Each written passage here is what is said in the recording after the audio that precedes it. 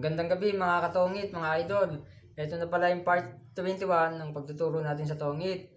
Pero bago natin umpisan to, paki-like and share po, paki-subscribe na rin po at huwag kalimutan pindutin ang notification bell para lagi po kayong updated tuwing lagi ako may bagong video. Paki-follow na rin po sa Facebook page ko, Budoy Costello. Yun lang po. Ang pag-aaralan natin ngayon mga idol, yung base lang sa experience ko. Ganito po. Halimbawa po, itong nasa kanan, natatalo na, meron ng pake rito sa kabila, at itong kaliwa naman, nananalo na. Tapos tayo, talo na rin mga idol. Ngayon, ang gagawin po natin, pag tayo tumodas, huwag natin paparinig sa kanya na meron na itong pake sa atin.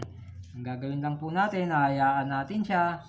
Kung kinakailangan natin mag-sacrifice, kahit maganda bara natin, panalunin natin ito ng panalunin para magkaroon lang ng puhunan. Tapos po mga idol, pag nagawa po natin yan, baka bandang uli, tayo pa yung manalo. Ganun lang po kasimple yun mga idol. Kasi mga idol ganito, pag narinig na ito yan, aayaw to mahihinto yung laro. Hindi ka makakabawi.